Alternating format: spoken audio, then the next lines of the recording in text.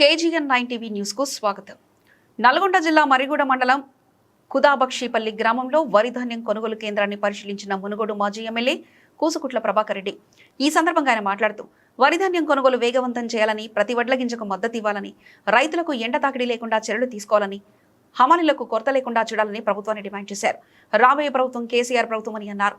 తెలంగాణ రాష్ట్ర కాంగ్రెస్ ప్రభుత్వం వారి ధాన్యం కొనుగోలు కేంద్రాల్లో రైతులకు సరైన వసతులు కల్పించడంలో పూర్తిగా విఫలమైందని అన్నారు. ఈ కార్యక్రమంలో బీఆర్ఎస్ పార్టీ గ్రామ శాఖ అధ్యక్షుడు మాధవని రాజు, ఉపాధ్యక్షుడు దూసరి లక్ష్మయ్య, శివ, మైలారపు కృష్ణయ్య, కారింగు యాదయ్య, దూసరి భాస్కర్, వంగాల షేక్, బొల్లారం వెంకటయ్య, బొడ్డుపల్లి సైదులు, కొట్ల మధుకర్ తదితరులు పాల్గొన్నారు.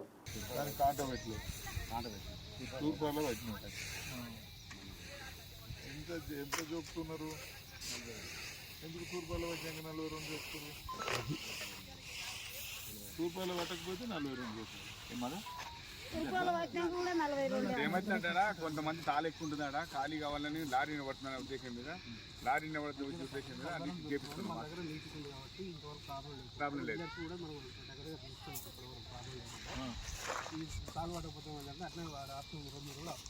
కరెక్టే నేను అనేది. కాలు పట్టిన తర్వాత 40 ఎకరే చూసాం. 42 ఎందుకు చెప్తారు?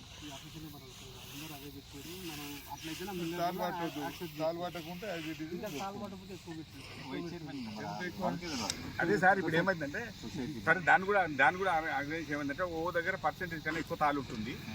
దాని వల్ల ఏం చేస్తుంటే మళ్ళీ లారీ ఆపుతుండు, మళ్ళీ కటింగ్ పిలుస్తుండు. ఈ బాధల కన్నా మనకి ఇంకోటి ఏంటంటే ఒక్క లారీ అయితే మళ్ళీ తెల్లారి 10 మంది ఆగుతారండి. మళ్ళీ వర్షాకాలం వస్తుంది కాబట్టి ముందర వెళ్ళని అనే ఉద్దేశం మీద ఫాలో అవుతున్నాం. దాని గురించి ఏం లేదు. పోతే 2 కిలోలు అడ్డు పోతున్నాయి. మన రైతులు క్షేమంగా ఉండాలనే ఉద్దేశం అదే. మనం ఇంకోటి సార్, ఇప్పుడు ఎన్ని ఈ రోజు 12 ఎన్ని రోజులు ఓపెన్ చేసినది అంటే రైతు రైతు నీకు ఏ రోజుల సీరియల్ పెట్టిరా?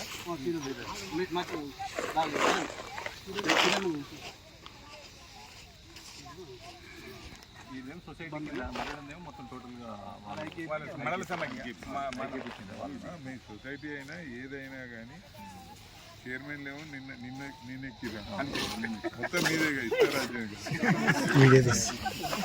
ఇలా ఊరికాలే మీరు చేయాలని అట్లానే వాళ్ళని ఉత్తరు ఉంటారు.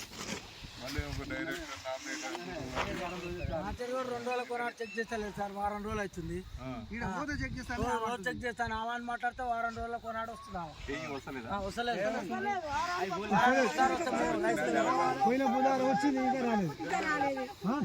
పోయిన బుధవారం వచ్చింది, మంగళవారం వచ్చింది,